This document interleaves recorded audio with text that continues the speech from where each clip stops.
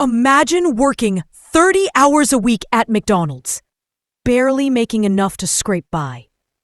And a slick car dealership convinces you to buy a $40,000 car with payments higher than your rent. Sounds insane, right? Well, it happened to my best friend. But when I dug into the paperwork, I found a secret so explosive it could shut the entire dealership down. And trust me, I used it. If you've ever wanted to see a scammer get absolutely destroyed, make sure to like this video, subscribe, and stick around, because this revenge story is one of the most satisfying you'll ever hear. January 2020. My buddy walks into my apartment, pale and shaking like he's just seen a ghost. He drops this thick stack of paperwork on my kitchen table and mutters, "Man, I think I screwed up." I flip through it, and my heart sinks. He bought a brand new car. Not just any car. A car with a payment of nearly $800 a month. His insurance alone? $400. And this guy? He's making just over $10 an hour at McDonald's, pulling maybe $1,200 a month.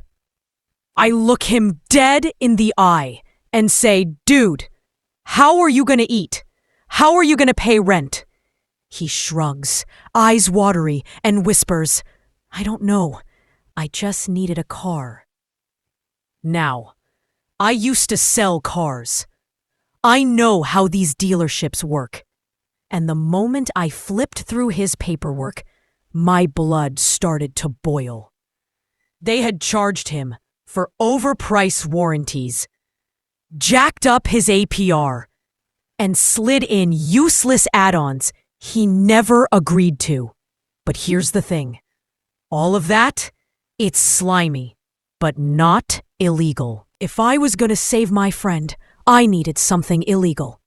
I stared at his finance application, the one he filled out. It listed his real income, around $14,000 a year, barely enough to cover fast food and rent. And then, light bulb. No bank in their right mind would approve a $795 monthly car payment for someone making just $1,200 a month.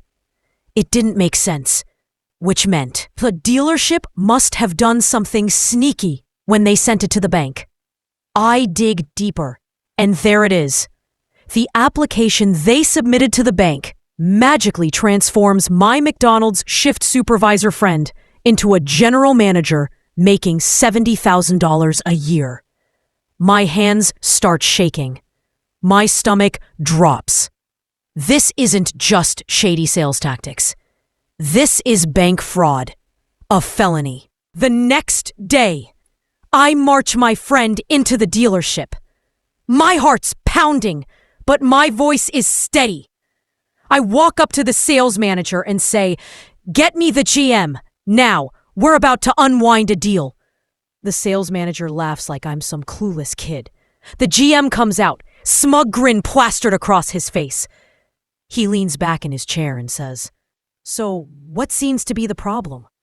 I place 2 documents on his desk.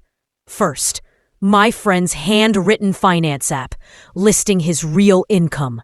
Second, the one the dealership submitted with that fake $70,000 salary. I lean in, voice low but sharp. "This is fraud, bank fraud, a felony. Let's not waste each other's time. Unwind the deal and give my friend his trade-in back." The GM's smirk melts off his face. He knows. He knows he's caught red-handed. He swallows hard, trying to play it cool, and asks, "Okay, so what can I do to make this right?"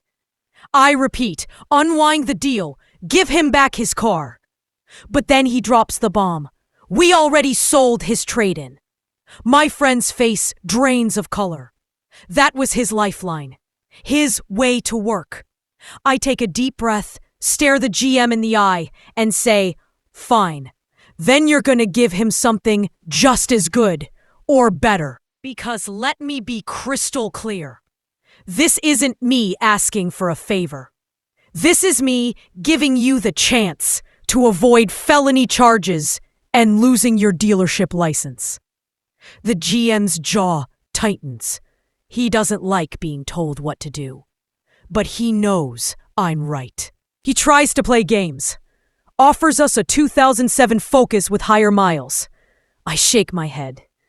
Not good enough. He snaps back, I'm giving him a free car. I fire right back. No, you're correcting a crime.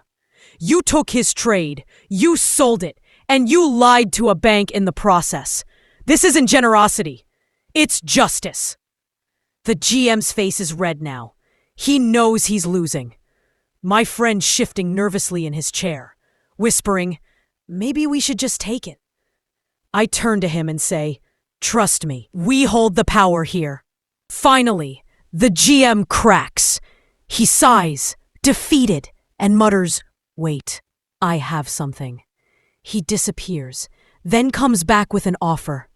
An '08 Civic. Slightly higher miles, but a better car overall. I'll unwind the loan, cancel the deal, and put him in the Civic. No extra cost. My friend's eyes light up. That Civic? Way better than the Focus. And definitely better than being buried in $800 monthly payments. I nod slowly. Draw up the papers. The GM slams his pen on the desk. Angry but beaten. The loan is canceled. The dealership takes back the new car, but now it has to be sold as used. That's thousands lost for then. And my friend, he drives away in a better car than he started with. As we pulled out of the dealership lot, my friend gripped the steering wheel like it was his lifeline. Tears welled in his eyes as he whispered, man, I thought I was done for. I thought I'd ruined my life. I leaned back in the seat, watching the dealership shrink in the rearview mirror. Nah, I said, smirking. You just picked the wrong dealership to mess with. They wanted to play dirty. We played smarter. And let me tell you, seeing that GM's face when he realized I had him cornered, worth every second. At the end of the day, this wasn't just about a car. It was about power. About how corporations and shady salespeople think they can steamroll the little guy. But sometimes, just sometimes, the little guy has someone in his corner who knows exactly where to hit. If that revenge gave you chills, smash that like button, subscribe, and tell me in the comments, have you ever caught someone lying to your face and turned the tables? I'd love to hear your story.